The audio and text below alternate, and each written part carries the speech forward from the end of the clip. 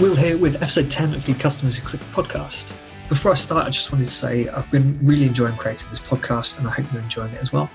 And if you've got any feedback or any requests for guests, please do let me know. You can email me at will@customerswhoclick.com or just drop me a message on LinkedIn. So today I've got Lauren Meyer from Kickbox to talk about email verification, deliverability and inbox placement. This is super important for any business as you should all be building email lists. In the B2B world, it's estimated that about 25% of your list will expire every 12 months. This is mainly because people move jobs, companies are bought, domains change. In the B2C world, it's more like 4%. So, absolutely worth doing, as no bounce rate is a healthy bounce rate. Kickbox is one of the leading email verification tools out there. I've personally run millions of emails through them myself. And if you haven't cleaned your list in a while, you'll see huge improvements in performance once you've done it. They're not just about email verification though, but I'll leave that up to Lauren to discuss. Hi Lauren, how's it going? Thanks for joining me on the podcast. Thanks, Will. Yeah, really happy to be here. So do you want to tell us a bit about yourself, your background, and I guess why you do what you do? Yeah, cool. Well, I guess I should just start by saying that, I am an email geek through and through, right? Like I love data. I love looking at trend lines of delivery and engagement metrics. And I really just, love helping people understand this matrix-like construct that is email, right? Like I think, over the last many years, I've heard, email is hard, right? And I enjoy breaking it down for people in a way that helps them focus on what really matters, which is ultimately the subscribers on your list, right? So, sure, the actual goal is to drive revenue. I think that's true of most businesses, but so often I think marketers are so focused on pushing their products and services or learning about new technologies to add into their emails or setting up that automation sequence that they forget that there's an actual human being behind every single email that they're sending, right? They forget that, the content that they're creating is ultimately going to a person who has feelings and ambitions and a life outside of their inbox, right? Like each day is finite. We only get 24 hours in a day to work, to eat, to sleep, to exercise and do things that we enjoy. And for most people, checking email is pretty low on the list. At the end of the day, if the emails that you're reading don't bring some kind of value to you or they don't spark joy, they're really not going to make the cut in those 24 hours. So, my aim is really to inspire marketers to approach deliverability and I guess email as a whole from a more personal perspective, right? To create user journeys that they themselves might actually want to sign up for, to follow their data and to use it to find ways to stand out in that ever increasingly crowded inbox, right? Like the key to deliverability, much like the key to making money for your business, is customer engagement, right? If users love the emails that you're sending, then hitting the inbox should be no problem for you. And then that revenue is just going to follow right along. So, I think this is hyper relevant right now when it seems that, how brands are communicating with their subscribers is coming under more scrutiny than ever, right? In a way, the communication that they send to you is almost as important as the products that they're offering, right? So those who are showing empathy, those are forming a sense of community or providing real value to the recipients are being praised in the community. And those who are tone deaf and clearly just not trying to provide value to their subscribers are really starting to become, sacrificial lambs to the slaughter. So my goal is really to help them overcome those challenges and just be better email senders. Yeah, absolutely. I mean, it's all about building a list of people who want to hear from you, whereas the approach seems to be building a list of people so you can send more products to them. Absolutely. Yeah, it's interesting. This kind of topic comes up, has probably come up actually in almost every single podcast episode so far. How marketers just treat people as just numbers, customer numbers to just send emails to and sell to.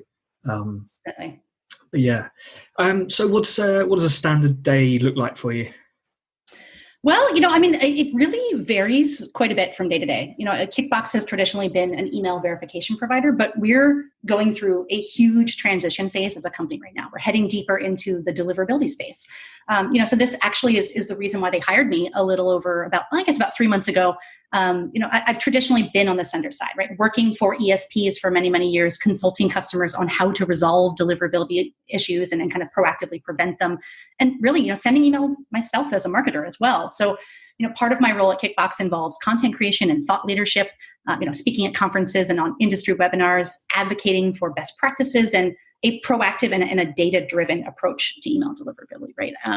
I've contributed to a couple of white papers and webinars that we've done at Kickbox since I've joined, aiming to help educate customers, right? I think, for the most part, a lot of these ideas that we're giving, much like you said, we tend to talk about the same topics a lot, right? So we tend to have like an overarching theme of improving deliverability and return on investment from email.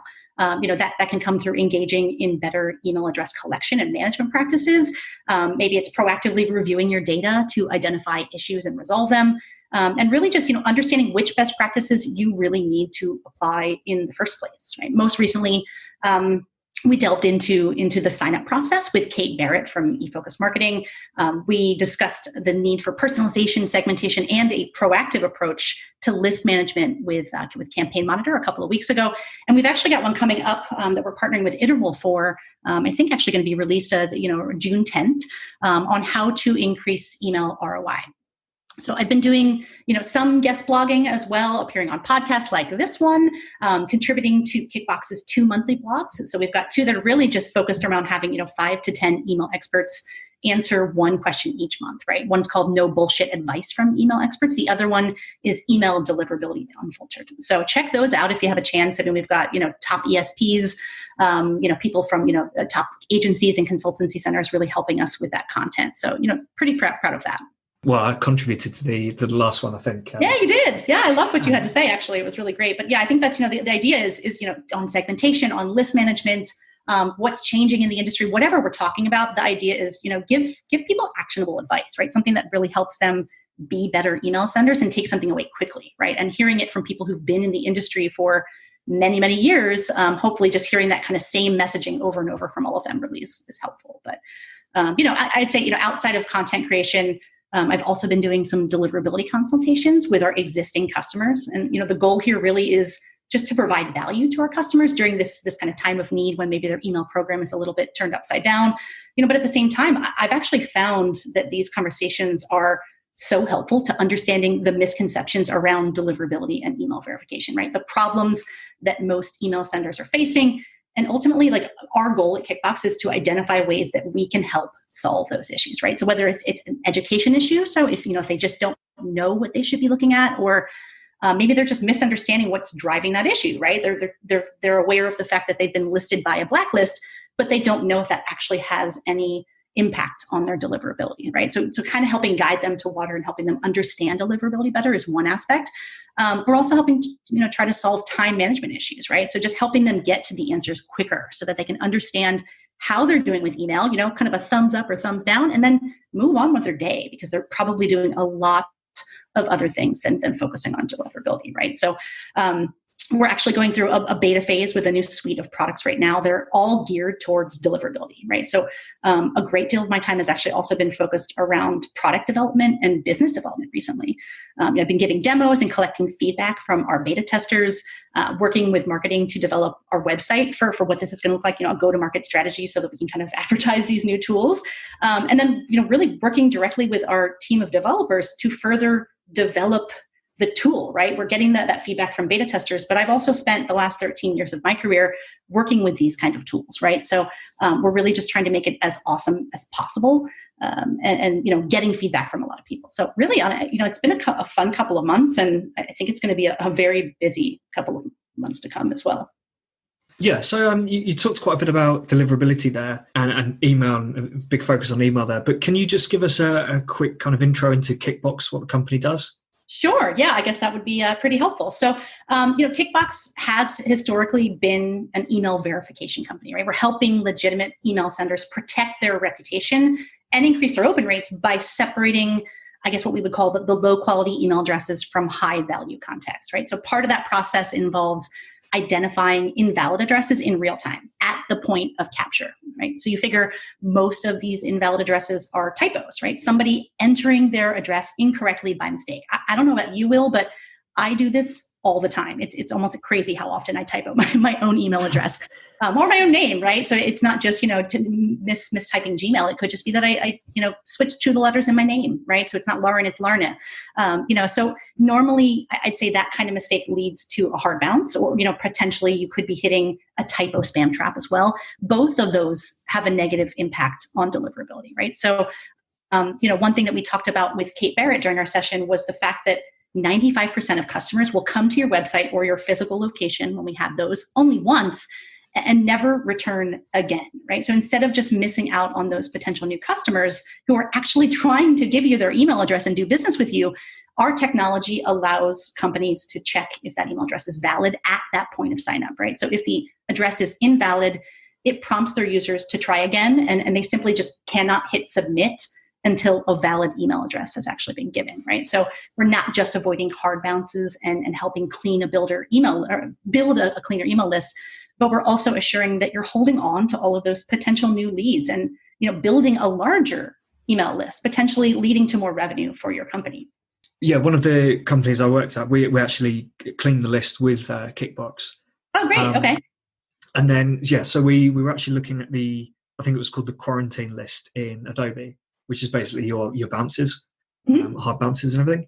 And right. It was, you just kind of glance through the list and you're just seeing, misspellings and typos of the domain names. So it's normally Gmail, Outlook, Yahoo, Hotmail, those sort of things, which someone's hitting the K instead of the L or, something like that. And obviously that is in a hard bounce, which has a negative impact. When we implemented inline verification on the actual sign-up form, initially, and I've since left that company, so I don't know where they've gone with it now, but initially we made the decision to actually not reject invalid emails on sign-up. So someone could still enter that email address and register with it, but we quarantined it in the back end. So we wouldn't send it emails. Right. And we were and part of that was just, it was based off a hunch that we were getting lots of incorrect emails from people who weren't quite genuine customers. Right, for sure. So we weren't actually too fussed about verifying them. And we didn't want to risk a drop in conversion rate on the sign-up form. So we were kind of happy to say, go with whatever you do. And then we kind of talked about, if these are genuine customers, if we see that they're actually playing games and things, let's find a way of confirming their email address at a later time. Oh, totally. Yeah. And, I think this kind of calls out the, sort of the other part of our service, which is not the real time on the front end when at the point of sign up, but, we also have a tool that allows you to kind of like batch, upload a list of an existing list that you have, right? So this could be helpful in scenarios such as like a re-engagement campaign where you're reaching out to people that you haven't contacted in a while, or I don't know, let's say maybe if your company has gone through a merger or an acquisition and you just have no idea how their email list was built or managed over the years, like figure with that data and the way that you guys were using it, you have a lot of information, right? Like the benefit here is you can remove those invalid addresses, but you can also have a sense of how your list looks, right? Do you have a high presence of role addresses or disposable addresses that you just don't want to be sending to? If the list is coming back with a whole bunch of undeliverables, even though you were told that all those recipients have been mailed to recently, maybe that's going to uncover an issue with the management of your list, right? You've got a whole bunch of people that have just never been contacted in 2 years or something, right? Or let's say if you have multiple data sources, our analysis can help you identify if one of those is causing problems. So it's not just about that process of confirming if that address is valid or invalid, but really using that information to trace your issues back to the point of where the issue starts and then fixing that problem. Yeah, because you also get the case that kind of like I was hinting at earlier, a lot of the incorrect or invalid addresses were actually bad customers, basically. And that's what other companies might find. You might just be an e-commerce site, but you might find that loads of people fill out your little newsletter pop-up with a 10% discount, which when they fill in the email address, it gives them the discount code. Right. And so they don't need an email address. And then you might find actually these people are buying one particular product and, just kind of getting around the system. And there's always things, there's forums out there which are purely based on exploiting little weaknesses like this in businesses and kind of loopholes in promotions and things. So, someone will come to a website, fill in their email address to get that 10% discount. They'll cancel their subscription with your service, and then you offer them a 50% discount, but there happens to be a way of adding a promo code. It's that sort of thing where, by actually checking on these invalid emails, you can kind of find some bad behavior in your customers that you might need to fix elsewhere. Yeah, for sure. And I really think that that's such a valid point, because it's not, that even in that case, if you have data in that example to trace back, okay, well, this is how many invalid addresses we're having. This is how many people are signing up and then canceling immediately after they get the discount code or whatever. Ultimately, if that's driving purchases still, right? If your ultimate goal is to drive a purchase and that's happening, then great. Maybe your current setup isn't so bad. You just need to find ways to limit the damages, the impacts on deliverability. But also, consider, right? Like if all of that activity and all that noise is building up to not a lot of benefit and not a lot of purchases on your website, is it worth it, right? It's a great time to kind of look at your customer experience and determine if you can change it and optimize it in ways. Yeah, exactly. So do you want to dive a bit more into kind of email verification itself and how it affects deliverability and inbox placement and kind of the differences between those as well?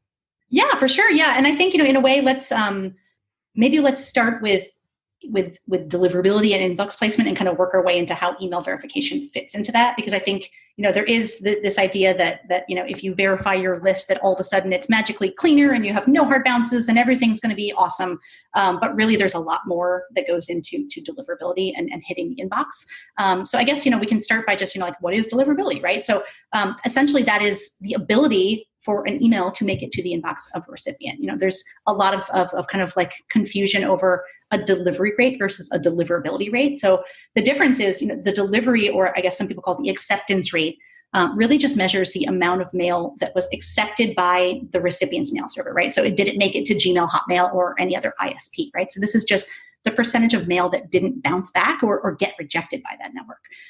Deliverability is what happens after that message has been marked as delivered or rejected, right? So did it go to the inbox or the spam folder? Every ISP has a different policy in place when it comes to anti-spam filtering, right? Like some ISPs are maybe looking at just a few key signals, while others like Gmail are looking at hundreds of signals when determining if a message should go to, if it should even be accepted into their system. And then after that point, if it should be delivered to the inbox or the spam folder, right? So, but at the end of the day, if you think about the fact that the main goal of all of the ISPs out there, whichever one you're sending to, is really just to deliver a great email experience for their user, right? To only deliver mail to the inbox when they believe that the user is going to actually find value in the content that they're receiving, right? So even if a user signed up for the sender's mail at some point, if they're not engaging in ways that the ISPs can see, then the mail really, should not continue to show up in the inbox. This kind of actually, this reminds me of an idea that a teacher once shared with, I think maybe like my 5th grade class, which was like, if a tree falls in a forest and no one is around to hear it, does it make a sound? Well, I would say as far as the ISP is concerned, it doesn't make a sound, right? They cannot see things that happen outside of their purview. So if you're looking for consistent inbox placement, it's really found through building a high quality list of active and continually engaged subscribers, right? The best way to do this is send emails only to people who've actually given you their email address willingly, right? So don't send to people that you kind of, scrape from the internet or purchased a list somewhere. But after that initial sign up point, marketers really need to shift their focus, right? Stop looking at that collection source and now focus on the engagement metrics and your target KPIs to understand if those recipients are actually continuing to show interest in the content that they're receiving, right? So if they're not engaging with your emails, they're hurting your deliverability. So that's a huge problem and something people need to focus on. But I would say, email verification services like Kickbox fit into that deliverability playbook or tech stack by helping legitimate email senders like start with a cleaner list, right? To remove those invalid addresses and those typo spam traps. So it's helping build that really important foundation of quality data on the inside, but you have to continue to watch your subscribers, really focus on their activity, focus on what they like, kill content or mail streams that they're complaining about a lot. If you don't need them, if you can cut them off, that's great. But really, it's so important just to focus on engagement in whatever way you can. Is your deliverability or inbox placement affected by whether you use your own IPs or if you use, just kind of sign up for an email sending tool like MailChimp? Yeah, I think there is a difference between like a shared IP and a dedicated IP, right? So a lot of those kind of like freemium models, similar to a MailChimp, have a lot of shared IP setups, right? So figure these are great for people that send very small volumes of emails or kind of send very infrequently. But a shared IP setup also means you're sharing reputation. So in that case, it doesn't matter how good or bad your practices are. I mean, obviously having good practices is important. Targeting the right recipients within your own audience is super important. But if you're sharing a space, there is a bit of shared reputation. So it's possible that somebody within that shared IP that you're using, if they send some spam, that will impact you negatively, right? So for other people, there are dedicated IPs. If you have, let's say enough volume, let's say at least a couple thousand in your list, and you're sending at least maybe 2 to 3 times a week, you can maintain that dedicated IP reputation. So I think that's great, but figure it really just depends on who's around you, right? Like if you're on a bus, all it takes is one smelly guy on the bus and the whole bus is pretty smelly, right? So I think that's, it's important for you to kind of just look at the people around you, right? So make sure that whatever ESP you're using, whether it's MailChimp or anyone else, make sure that they're enforcing the rules, right? If there are people that are spamming and that are causing really high complaint rates or things like that, or blacklistings, that ESP should be handling those people. They should be turning them into better senders through education and remediary, effects, or they should be kicking them off the platform. So you really need to kind of look out and say, okay, well, am I on a shared IP? Does that impact me? Are there other people impacting me? Or really is it just, my own activities on that dedicated IP that are a problem? Yeah. So at smaller scales, you're kind of all right. But once you're in serious business with your email lists, you probably want to consider dedicated IP. I would say so, for sure. Yep. Cool. Okay. So what would be the first things you'd look at with a new client who comes to you with problems around deliverability? Oh, wow. Okay. So, honestly, Will, there are so many directions a deliverability investigation can go, right? I think you need to start by following the signals that you have at hand, right? So if you have any bounce messages you can refer to, or if you know when the issue started or how widespread it is, use those facts to gain a little bit of context about the urgency and the scope of the issue that you're driving, right? So I typically start by asking questions such as, what specific issues are you seeing and where are you seeing them, right? Did you notice a drop at one particular destination, such as Gmail, or is the issue across the board, right? All of your destinations are showing a drop in open rate or a spike in some metric, right? The path to investigating and resolving an ISP block is going to look very different than if we're dealing with a spam folder issue and trying to trace that down. And the strategy might also change if we're facing an issue at Gmail versus Hotmail versus a regional destination in France or Germany or the UK or something, right? So do keep in mind that all of these ISPs do have that similar goal in mind of which, they just want to deliver wanted mail to their users, and they want to block the rest of the stuff that they think their users do not like. So the way that they define wanted mail is probably going to be different, but, and so are the filters, right? So they're all filtering for spam and for phish and all these other things. The patterns and the metrics that they're looking at, the things that they care about the most, right? Some ISPs very much care about user complaints, and that's all that they care about. Other ones are looking for metrics such as, are your open rates low, and other things that are a little bit kind of harder to catch.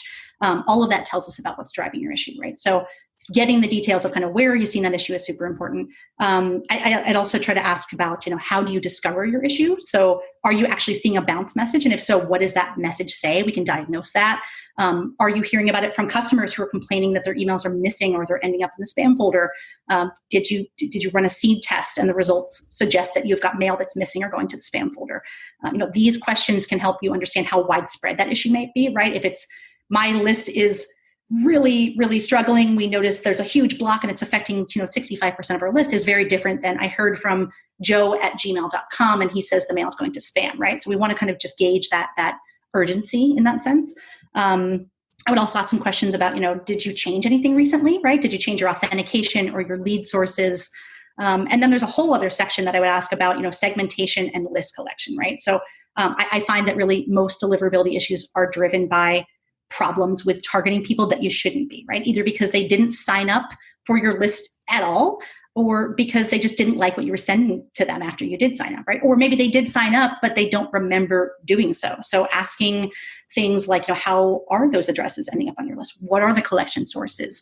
What was the lead magnet that brought them there? Back to your point, was it a really big discount where they weren't even really required to give a valid email address? Or was it something much more finite that really showed that, oh, wow, we basically didn't give you any incentive and you signed up because you really liked our blog posts, right? So that's a very different kind of, lead magnet that's driving you there. What are the expectations you're setting? And honestly, I'll often, go and sign up for that program myself, right? So if it's just a sign up form on a website, I want to test out that experience. I want to look for potential issues with their data collection. Do they have a CAPTCHA or not? What happens after I hit submit, right? Do they send me a welcome email, and how quickly, and what does that look like? And what does it tell me? Do they send me the content that they promised they would, or are they sending me other stuff that I wasn't expecting? How often do they contact me, right? Does it fall in line with my expectations on the front end? And, does their unsubscribe link work? Like it's actually amazing how often you'll dig into an issue and really you're like, everything's great, I don't understand it. And then you test that link and you're like, oh, it's broken. Everyone's marking spam because they can't unsubscribe, right? So all of that information kind of comes together to help us understand, what might be driving the issue with, elevated complaints or bounces or blacklisting that comes out of nowhere. But really it's kind of about, I sort of see it as that old game Doom, where it's like you go down a path and then you're like, oh, I hit a wall. Okay, cool. Turn around, come back around, do this. Investigations can just lead pretty much anywhere and everywhere. Yeah, I'm just on two of those things. I think two of the things that annoy me the most when I get emails are I'll suddenly start getting emails from a brand that I can't really remember. Yeah. Or I might be like, oh, that kind of sounds familiar, but I really don't know who you are. But I've gone from nothing to probably like 2 emails a week. And what I'm guessing has probably happened there is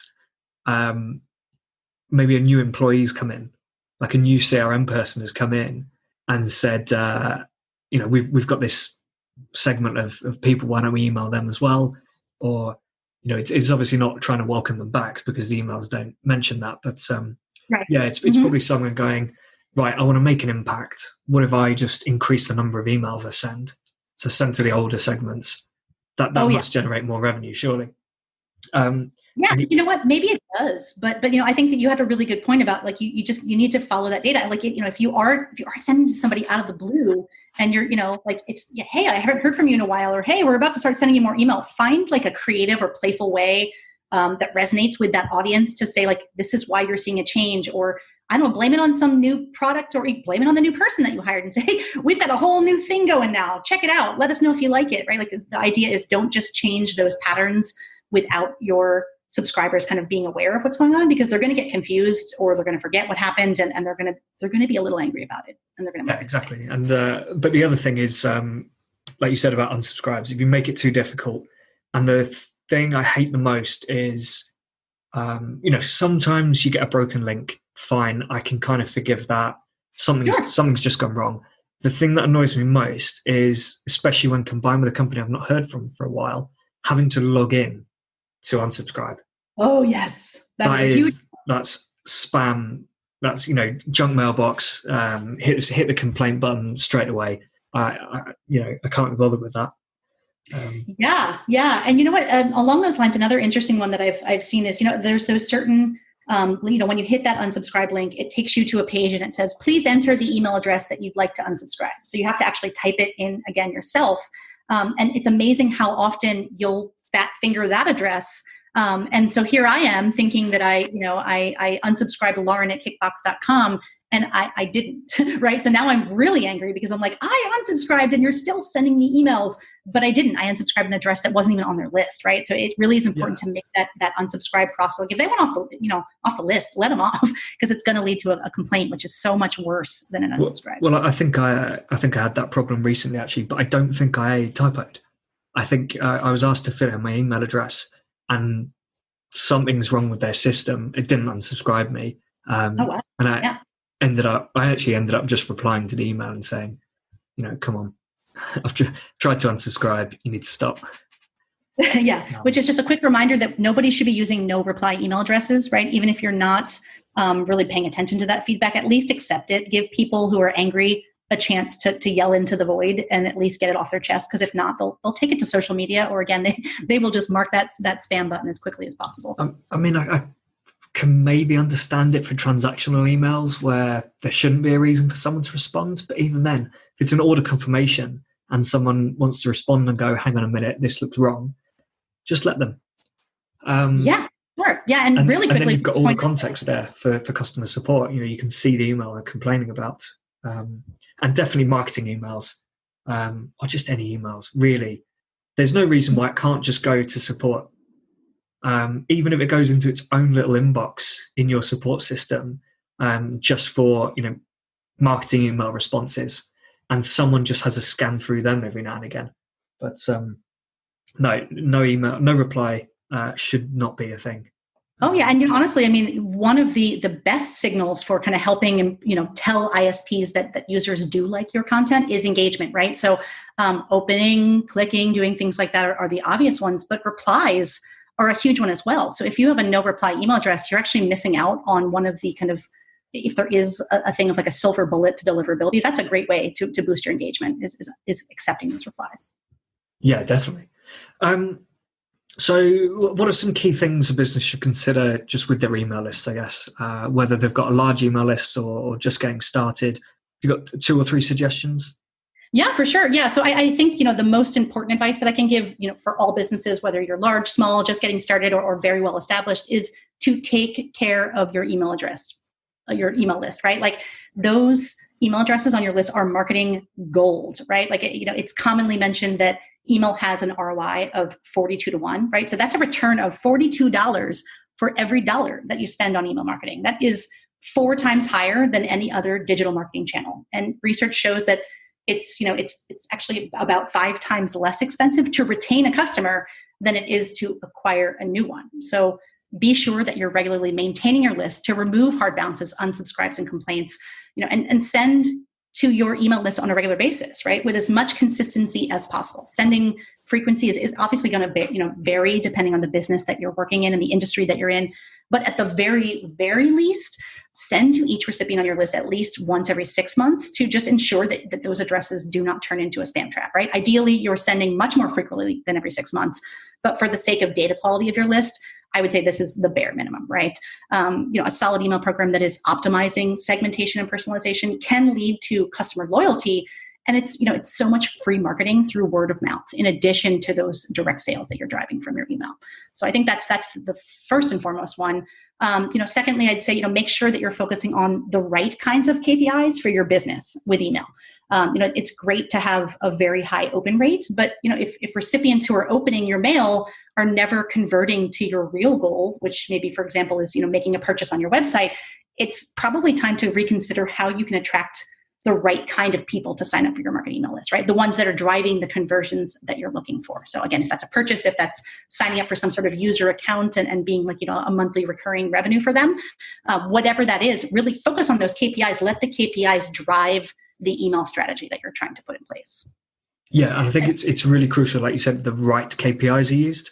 Like you said, like too many people use KPIs like open rates, click-through rates, or, followers on Instagram, likes on Instagram posts, and really those mean nothing. Like obviously you want to have a good open rate, you want to have a good click-through rate, but if those people aren't actually converting, it's meaningless.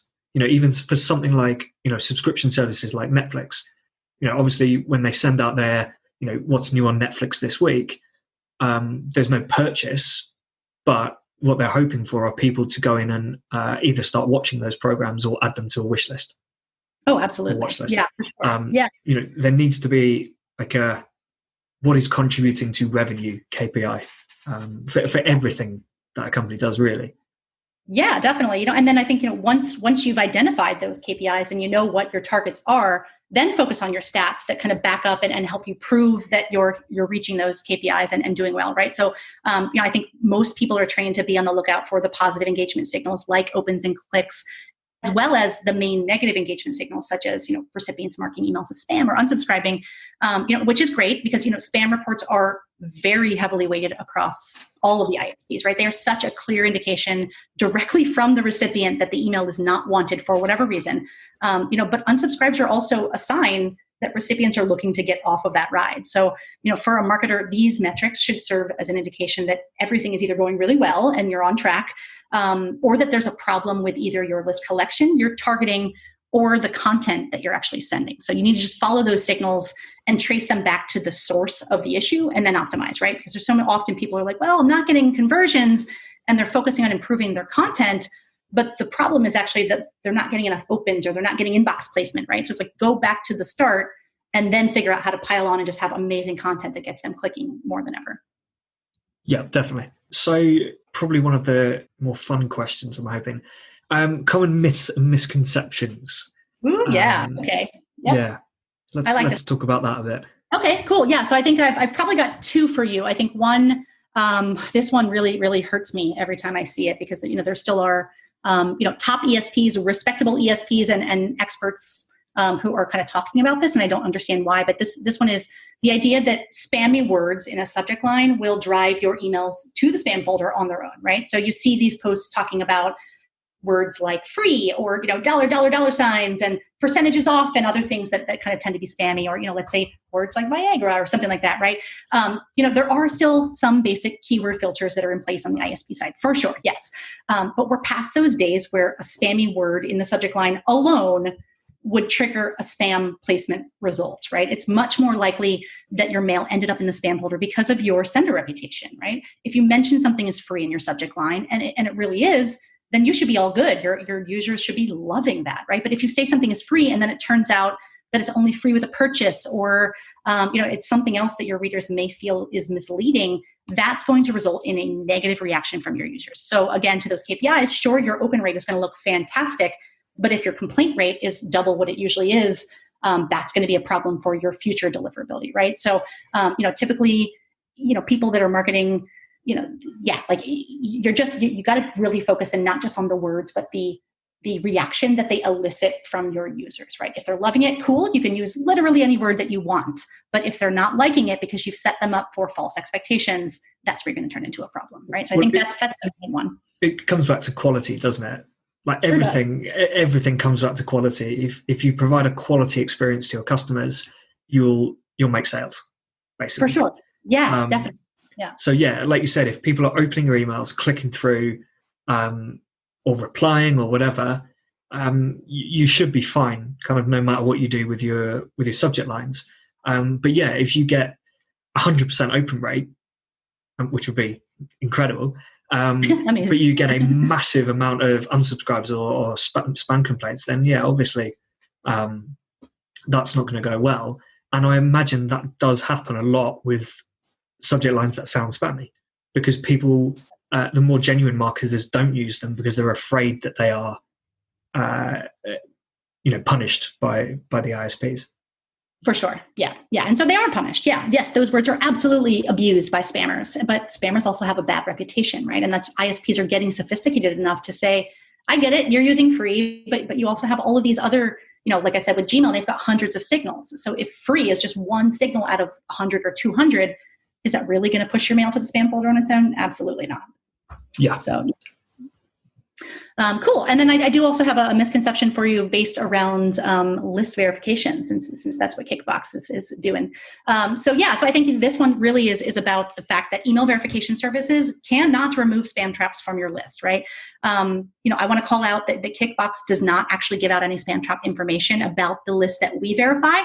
Some of our competitors do, so be on the lookout for those competitors. Our team specifically has been building email technology for more than a decade, from anti-spam to email encryption, right? We pride ourselves on being a white hat service that's really only helping legitimate emails who are building their list through permission, right? So we actually turn away business from people that are building their list through purchases and page scraping and anything that doesn't have a pure opt-in of some sort, right? So our stance on spam traps is essentially that, there's absolutely no way that we can know every single spam trap that's out there, right? The whole point of a spam trap is that it's kept secret. ISPs and anti-spam agencies do not disclose those to people, right? Have I stumbled upon spam traps in the past? Sure, absolutely. Most people in the industry have. But telling customers that you can definitively remove every single spam trap from their list, including ones from ISPs and very credible sources like Spamhaus, it's simply not possible. And I would say it's actually borderline dishonest, right? You're misleading them to believe that they now have this clean list that's free from spam traps, when in reality, you've simply just removed their view of the problem and probably yours as well, right? So, I've worked with customers in the past who were listed by Spamhaus, right? And it's affecting 65% of their list, right? A lot of the mail is getting blocked, so that's a huge problem for their revenue, right? So, some of these companies have used some of those top validation providers, similar to the ones that I compete with at Kickbox, to try and clean up that spam problem and really focusing on the traps, not even the hard bounces. But after spending thousands of dollars for not much more than just pretty much like a false sense of security, they were relisted by Spamhaus immediately after sending again, right? It's possible that maybe that verification provider was able to help them remove even thousands of traps. Who knows? But clearly it didn't remove all of their traps. And it definitely didn't include the ones that mattered the most, which were the Spamhaus traps, right? So it's best to focus on solving that type of issue with list collection, targeting, or your list management head on, instead of trying to spend a whole bunch of money to basically just put a Band-Aid on a bullet wound, right? Like, if an email verification service is sharing spam trap data with you, I would really, really strongly recommend people to suppress that urge to, just delete those spam traps from their list and just move on with business as usual, right? Instead, take advantage of the data that they give you, right? Trace those spam trap addresses back to the point of collection or the aspect of your list management that's lacking within your company, and then fix that issue. Fix the reason that the spam traps exist within your database in the first place. This is going to ensure that you're avoiding hitting spam traps in the future, and that you never have to go through that process of kind of cleaning up your list again, because you're maintaining your list over time so much more well. Can you just explain spam traps a little bit more? So, if you were a genuine business, genuinely trying to build your email list and stuff, sure. How can they get onto your list? And and what can you do about it? Yeah, for sure. That is a great question. So, I'd say, there's a couple of different types of traps. So I think, recycled traps are one. Well, let's start with the easiest one. So typo traps, right? So imagine this is the one where it's, Lauren@gmail.com, but I spelled Gmail wrong. Instead of that coming back as a hard bounce and saying that address doesn't exist, that gmail.com doesn't exist, it's possible that somebody bought that domain and has kind of turned that domain into a trap. And so the idea of that trap is to say, we think that your list collection practices need a little bit of an improvement, right? You're accepting addresses that aren't actually domains that exist, and then you're sending to them, right? So that's one type of trap. There's recycled traps, which are ones where maybe, that at some point that email address was owned by a legitimate, valid person. They actually did sign up for your list, but then at some point, let's say that AOL user decides to move on to a Yahoo address or a Gmail address, right? So they've abandoned the AOL address. That's the one that you have for the opt-in. You're still sending to it. With recycled traps, the key is that you will, if you send to those addresses, you will receive a hard bounce response for at least a year, if not a couple of years, for a very long time, right? So anytime you target that, they'll say, nope, that address doesn't exist, remove it from your list, right? So really with recycled traps, they're trying to catch people that are engaging in really bad management practices. So it's the idea of, you had Lauren sign up for your list. You didn't mail to her for at least 12 months, if not 24 months. And then all of a sudden, magically, now you're trying to mail to her again, right? So they're kind of trying to call out that and say, okay, well, that's an address that isn't owned by Lauren. You missed that hard bounce window, and now it's just a trap that points to bad management practices. And then I think that the most damaging type is a pristine trap. It's oftentimes called a honeypot. And these ones really are addresses that are created specifically for the sole use of being a spam trap, right? So it's an address that has never, ever been kind of used to sign up for marketing mails. It's never been used to do anything. It essentially is created and then sort of planted on the internet somewhere, either visible for like the intern to go and scrape a bunch of pages and grab that, or it's kind of implanted like where a human person wouldn't be able to see it. And it's really looking to catch bots that are scraping websites and looking for stuff to add to like purchase lists and other things like that, right? So in these cases, they're really looking to say you are building a list without permission from the recipients. So typically with these kind of lists, you'll see a lot of other issues. Like you might see that your complaint rates are through the roof or that your engagement is super, super low. But the pristine ones really there's people that are hitting a ton of pristine traps and they're saying, well, yeah, but I think it's just because we haven't really managed our list very well. And it's like, no. If you have pristine traps on them, sure, maybe one or two could have been a typoed address or something. But if you've got a lot of those, it really speaks to very poor collection practices on your part. You're collecting those addresses in a way that is not at all just somebody going to your website. So I think, there's different types of traps. They tell you different things, but essentially all of them point to an issue with you just kind of not doing right by email and not just kind of, not managing your data very well. Yeah, that's really interesting. So they're kind of, especially the pristine traps, I guess, are placed by ISPs. kind of agencies to Yeah, exactly. I mean, I'm sure Spamhaus has got a lot of pristine traps. Most of those kind of anti-spam providers are kind of throwing those out. And honestly, some of those addresses, if you talk to the people that have been in the industry for 20, 30 years, they've had those addresses, and they're like, it's funny, you'll see these patterns where it goes dark, and I don't really get much email at that address, and then all of a sudden, 10 years later, it resurfaces and it starts getting more mail again. So some of these people have been tracking this stuff for years. So if you're getting a trap like that, and these people come and report something to you, we can have trust in them to say, I heard about that from this spam trap provider, and that guy I know runs his business very well. This is absolutely a trap that is very old, very established, and absolutely never signed up for something. So it really does speak to the quality of the practices. Yeah. Okay. So, I guess this kind of leads to the next question quite well. What are the biggest or most common mistakes you see people making with their lists?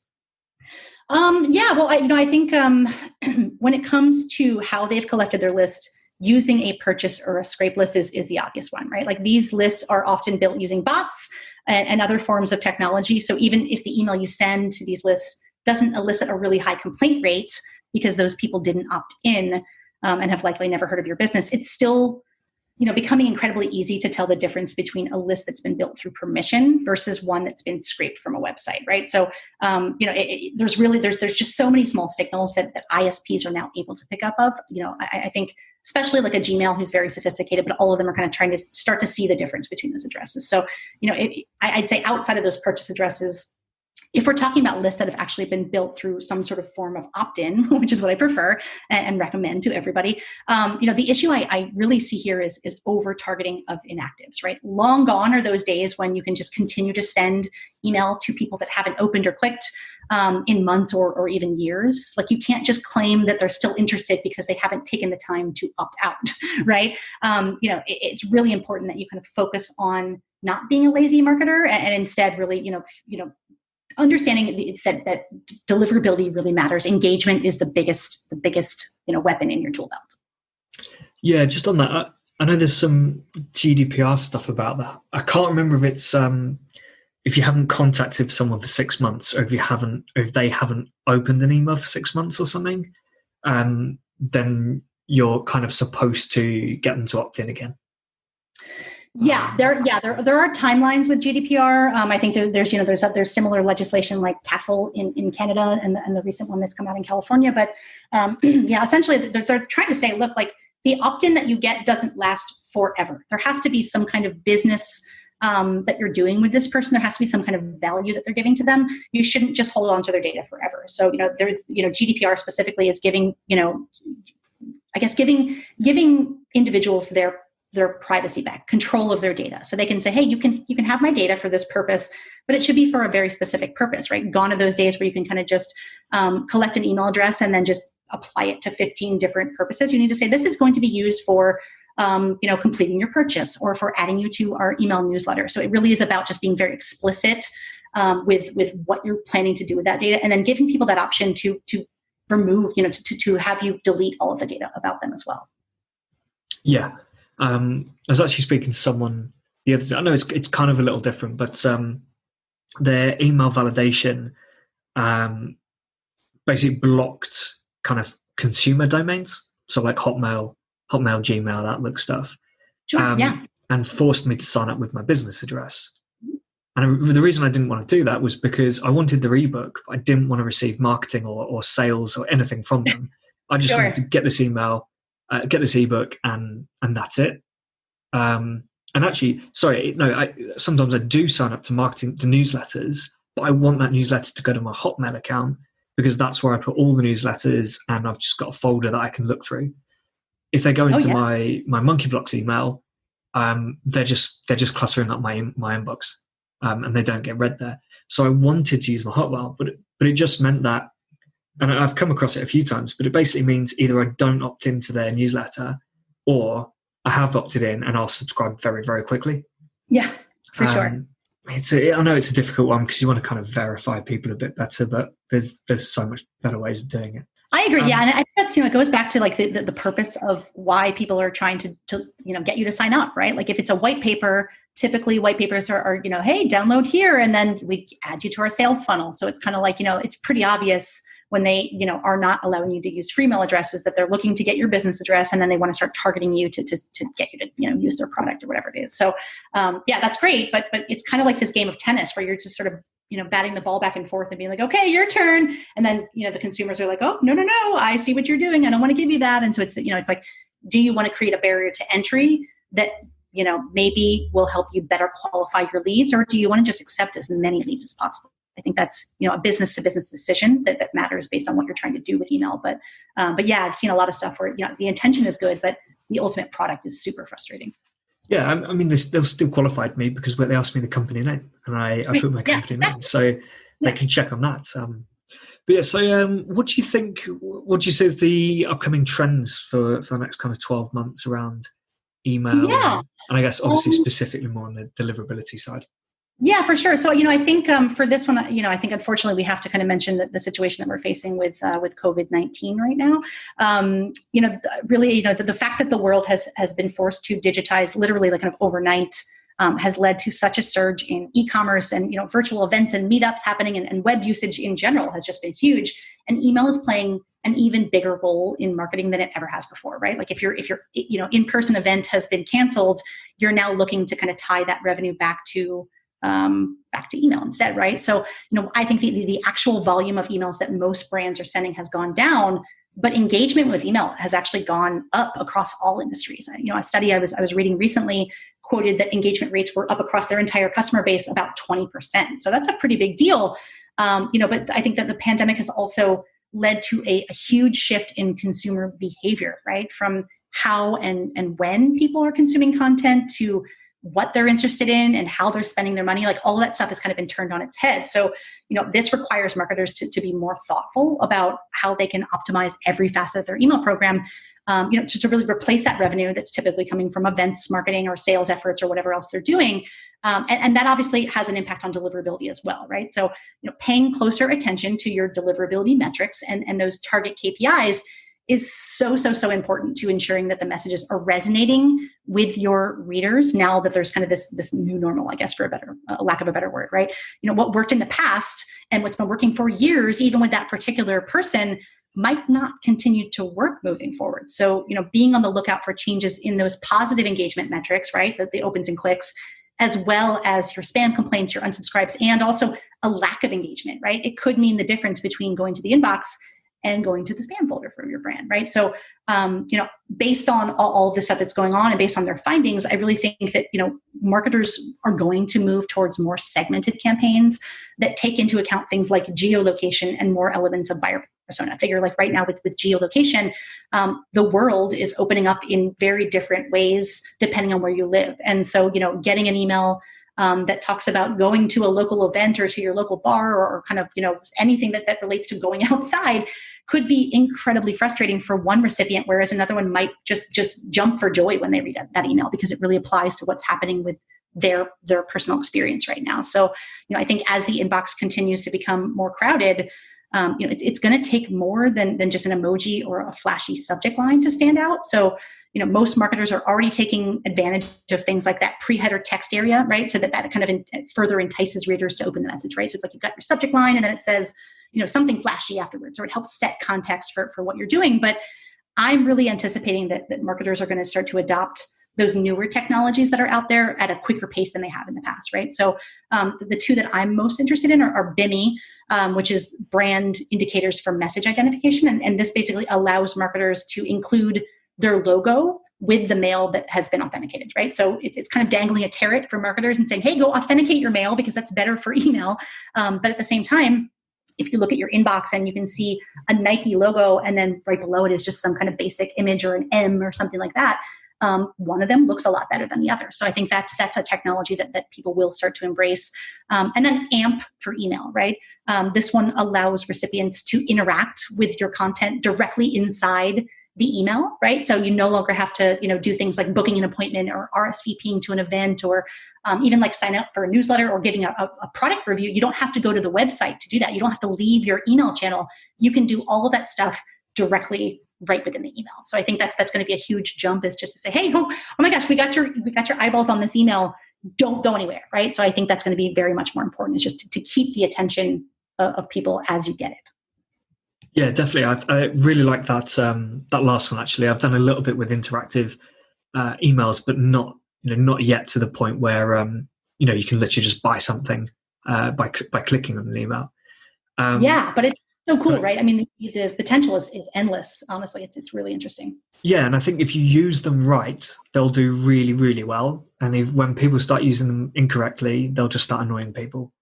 So if you get that email asking you to review your hotel or whatever, or your Airbnb, for example, if you can just tap 5-star and possibly even like type in a message as a response, or even to be honest, even just respond to the email with the number of stars you want to give in the subject line, and then your review, and it just automatically does it for you.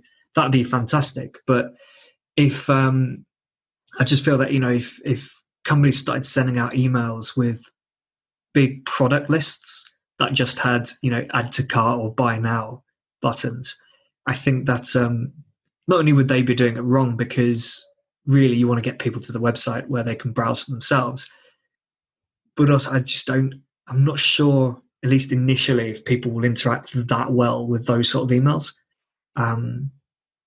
Yeah, couldn't agree more. Just buying through the email just like that. I don't know. I can see booking something or leaving a review, but I think we're a little bit away from one-click purchase through an email still. I agree. Yeah, definitely. Yeah. Unless you're like a super brand and you've got like it's a single product focused email. So yeah, right. Yeah, or maybe if you've got a user that's a very like almost like a very loyal customer who purchases often, and you've figured out the personalization where you actually can say, I know for a fact that you're going to want to buy this T-shirt. Like if you can make that a very simple call to action and make them feel special and stuff, great. But yeah, to your point, I mean, don't let the shiny new toys distract you from the fact that you're really just trying to send an engaging email to your recipients, right? So it's like use the technology for good, but don't let it be just that ugly emoji that's just in the center of your subject line, right? Yeah, I think restocking emails, that's where it would work. Yeah. So if you've bought like coffee or something online, they could ping you an email saying, you're probably running low on coffee, would you like to order some more? And all you've got to do is hit the yes button and it's done. That'd be fantastic. A little bit dangerous. I could see myself ordering a lot of coffee doing that. But that sort of thing, I think it would work really well. Mm-hmm. So do you have any pet peeves when it comes to marketing? Yeah. So I think as a marketer or a consumer. Oh yeah, for sure. Yeah. So, I think I touched on this a bit, but, really for me, oversending to inactives and I guess, generally just being too aggressive with your frequency is one that kills me as a deliverability person, but also as a consumer, right? One example I can give of this is a retail brand that I was working with in my past. They were sending to recipients who signed up directly from their website, but they were doing it 5 times per week. And, they were using an activity segmentation, which wasn't bad. It was, 90 days. And this may be pretty acceptable for, a recipient who's engaging with their content regularly and opening and clicking every once in a while and checking out the sales and stuff. But, let's consider the case of someone who signs up and then kind of forgets about it and never opens an email, right? In that case, within those parameters, the user would have ended up getting 64 emails from the brand over the course of 90 days without zero sign of life on their side, right? We don't even know if that's a real sign up or if that's a bot sign up at this point, right? So that kind of thing is definitely going to hurt your deliverability. And it also tells me as a potential customer, if I'm receiving those emails, that I'm just a number to you, right? Like the brand is not at all caring about if I find value in their content. They are literally just going to keep sending to me until I unsubscribe. And that's a bad experience, but I think it's also just really painful for deliverability.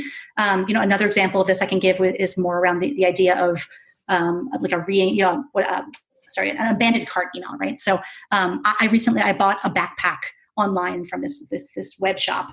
I love the bag. I still use it today. I talk about it to anybody who will listen to me. Every time I was traveling, which I was doing quite a bit in my last job, I'm having conversations with people at the airport about how much I love this bag for travel and stuff.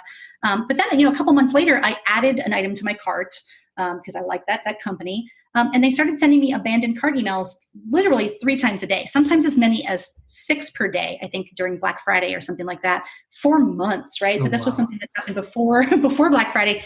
I haven't opened any of those emails in easily 6 months, let's say, and yet I still get one. In fact, I received one just last week, right? So this must be impacting their deliverability. I can't see how it's not.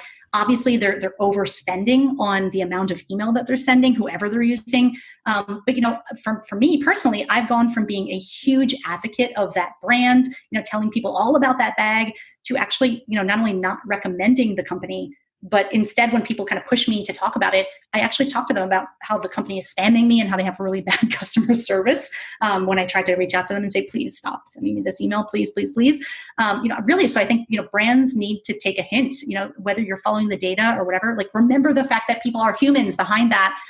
They're not just, a paycheck for you. So, there needs to be a balance there in terms of, not just making me not feel icky about your emails, but also just respecting me as a human. Yeah, I think there's bad behavior probably in email marketing specifically, actually, around kind of benchmarking against your own numbers and assuming that as long as you're hitting that benchmark or just over, you're doing fine.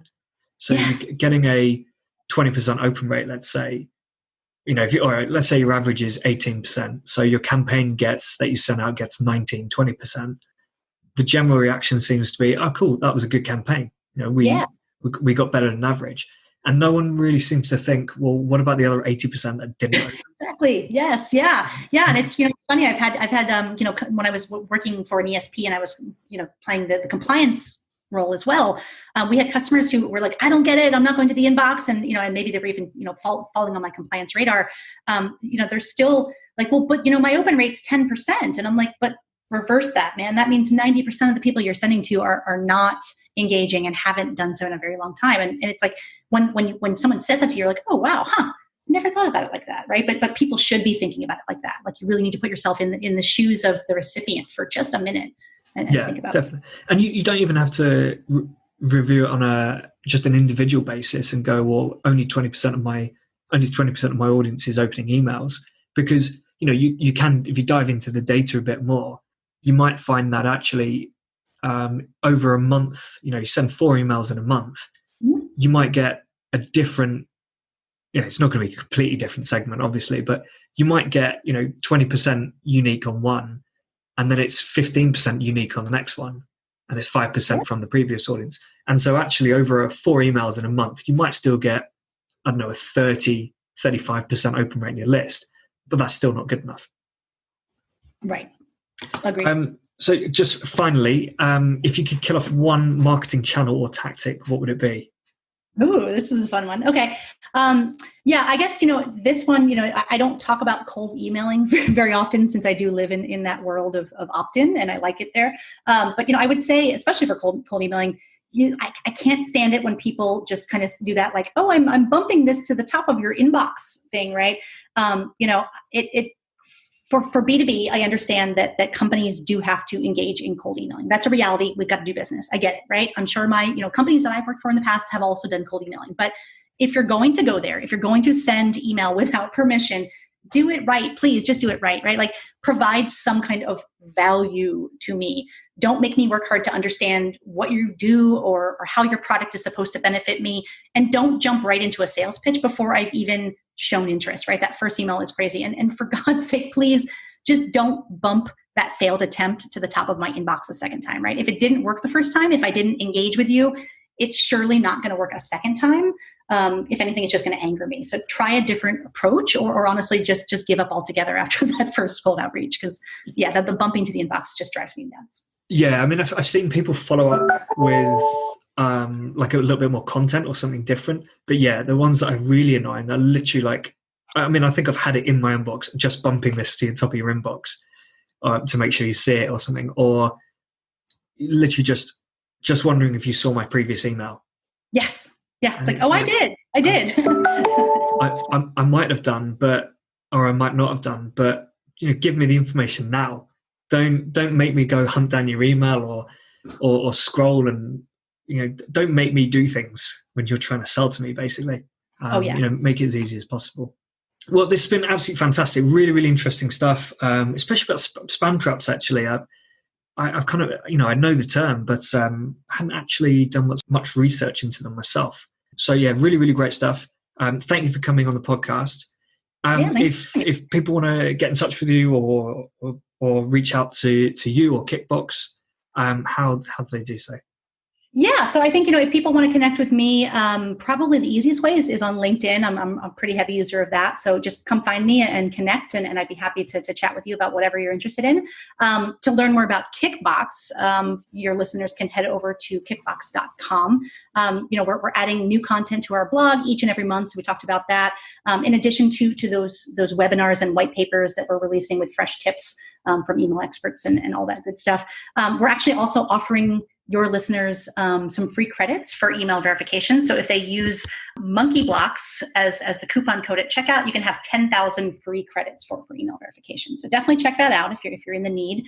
And then lastly, I alluded a little bit to the fact that we're in a beta phase with that new suite of products that we're working on right now that are all geared towards deliverability.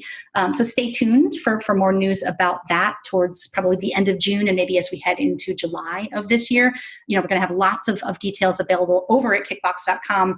And then we'll also be sharing news within our networks on LinkedIn and Twitter as well. So maybe that's another good reason to connect with me there. Awesome. Thanks, Lauren. Thanks for having me. As with every marketing channel, email has evolved over the years, and the way of doing things just 3-4 years ago has changed massively. While you absolutely should verify your email list frequently, it's not the only thing you need to do.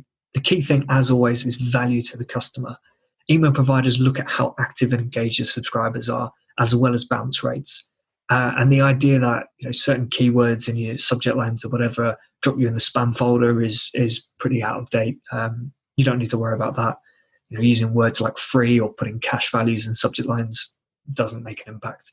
Great ways of improving deliverability and performance is to segment your list and focus on engagement. There's no point sending emails to people who haven't opened anything from you in the last 6 to 12 months. They're not engaged. And if providers like Outlook or Gmail see that thousands of people aren't even opening your emails, they've got no reason to place you in the inbox.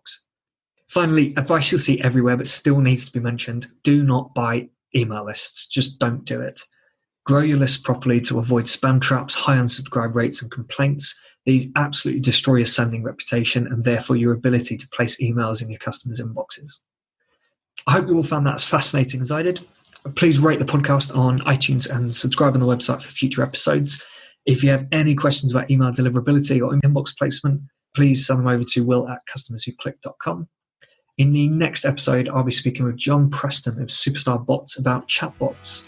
But until then, keep those customers clicking.